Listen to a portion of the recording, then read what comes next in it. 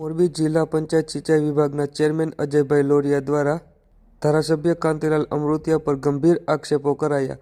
બાબતે પ્રાપ્ત માહિતી મુજબ મોરબી જિલ્લા પંચાયત વિકાસલક્ષી કામોમાં આજ રોજ શનિવારે લોકાર્પણ કાર્યક્રમનું આયોજન કરવામાં આવ્યું હોય, જેની આમંત્રણ પત્રિકામાં સિંચાઈ વિભાગના ચેરમેન અને ભાજપ અગ્રણી અજયભાઈ લોરિયાનું નામ ન હોય, જે બાબતે અજયભાઈ લોરિયા દ્વારા શનિવારે બપોરે 12 વાગ્યે પ્રેસ કોન્ફરન્સ યોજી મોરબીના ભાજપના ધારાસભ્ય કાંતિલાલ અમૃતિયા પર ગંભીર આક્ષેપો કરાયા હતા.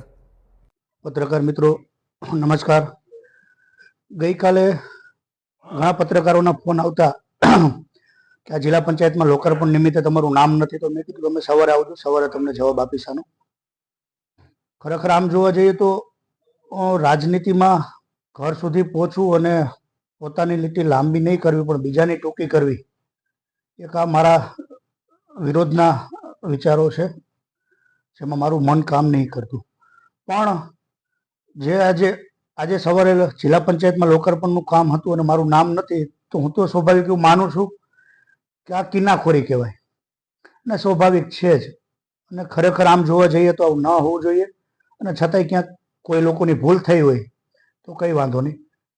પણ પત્રકાર મિત્રોની સામે, તમારી સામે કે વારંવાર ફોન આવતા હતા કાલે ને આજે, તો બસ એ જ વાત કરું છું કે જે રાજકારણ છે ચરમસીમાએ જઈ રહ્યું છે, કે અંદરો અંદર થોડોક જૂથવાદ પણ છે અને આખું મોરબી પણ જાણે છે.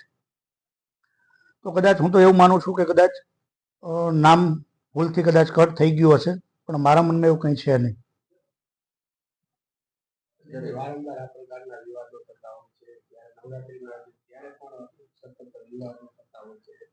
એમાં નવરાત્રીના આવેદન લઈને જો વાત કરવા જાઉં તો ચાલુ ધારાસભ્ય જે 30 વર્ષ થયા, એટલે ગામ કહે છે ધારાસભ્ય, હું તો માનતો જ નથી ધારાસભ્ય. કે જે માણસને ધારાસભ્યને મંડપ વાળાને ફોન કરવો પડે, મારા મંડપ ડેકોરેશન વાળાને, કે પાટીદાર નવરાત્રીનું કામ ઊભું રાખી દે ને પૈસા લઈ લે, અને આ રેકોર્ડિંગ મારી પાસે છે. એટલે ધારાસભ્યને એ પણ કહેવા માંગુ છું કે તમે કોઈના રસોડા સુધી ના જાઓ અને તમારી લીટી લાંબી કરો. અને 30 વર્ષથી જો ધારાસભ્ય હોય ને તો મોરબીની દશા આ ના હોય. આ હું ખુલ્લેઆમ કહું છું, પત્રકાર તમારી સામે કહું છું કે આ પ્રજા વચ્ચે આ વિષય મૂકજો કે જે ધારાસભ્ય 30 વર્ષથી હોય ને કન્ટિન્યુ, તો આ મોરબીની દશા ના હોય. અને વર્ષોથી મારો તો જન્મ થયો ત્યારથી હું જોતો આવું છું કે દેવકણભાઈ, કે વેલજીભાઈ બોસ, મોહનભાઈ કુંડારિયા, બ્રિજેશભાઈ મેરજા, મનોજભાઈ પનારા, A.K. પટેલ, રાઘવજીભાઈ ગડારા, મગનભાઈ, કે પછી છેલ્લે હું અત્યારે, કે જે ધારાસભ્યને ખુલ્લેઆમ બોલવાને ગમે ઇલેક્શન પર પહેલેથી જ કે મોરબીમાં કોઈ મોટું ના થવું જોઈએ, કોઈ સારા કાર્ય કરે તો એનામાં હવનમાં હાડકા નાખવા આ તે, અને એનો સ્વભાવ છે. અને હું તો એ કહું છું એને કે ખરેખર મોરબી નહીં પણ ગુજરાતના 182 ધારાસભ્ય છે, ગુજરાતના નહીં ઇન્ડિયાના જેટલા વિધાયકો છે, આટલા વિડીયો કે આટલા ફોટો કોઈ મૂકતા નહીં હોય ફેસબુકમાં કે મીડિયામાં. તમને પણ આટલા મીડિયામાં આતે આવતા હશે, અને જો આટલા કામ થતા હોય તો મોરબીની દશા હોય જ નહીં.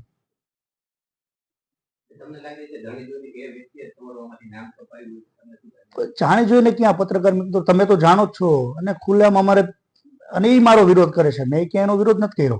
કે આજે પાટીદાર નવરાત્રીમાં મંડપ વાળાને ફોન કરે કે કામ રોકી દે, તો આનો મતલબ શું? ની રેકોર્ડિંગ મારી પાસે છે. નગર દરવાજાના ચોકમાં મારે સંભળાવવું છે, સામે બેસાડી આપણે સંભળાવી કે આનું રીઝન શું. કે આજે દેશના શહીદ જવાનો માટે નવરાત્રી થતી હોય, સેવાકીય કાર્યો માટે નવરાત્રી થતી હોય, તો આવા વિચાર એના. અને મારું નામ કમી કરવાથી મને કાંઈ ફેર નથી પડતો. મને શું ફેર પડે છે? અમે તો કાર્યોથી ઉજળા છીએ, અમે કઈ થોડી ના વિડીયો બાદ છીએ. પણ એ બાજુથી ચાલે છે ઋષિભાઈ, મને કઈ ફર પડતો નથી. અને 30 વર્ષનો ધારાસભ્ય છે, તો હું તો ખુલ્લેઆમ કહું છું કે ધારાસભ્ય મોરબીની કમનસીબી છે કે ધારાસભ્ય ખરેખર આવા ના હોવા જોઈએ. કે મોરબીનું કંઈક સારું થતું હોય તો એ લોકોને સપોર્ટ કરવા જોઈએ,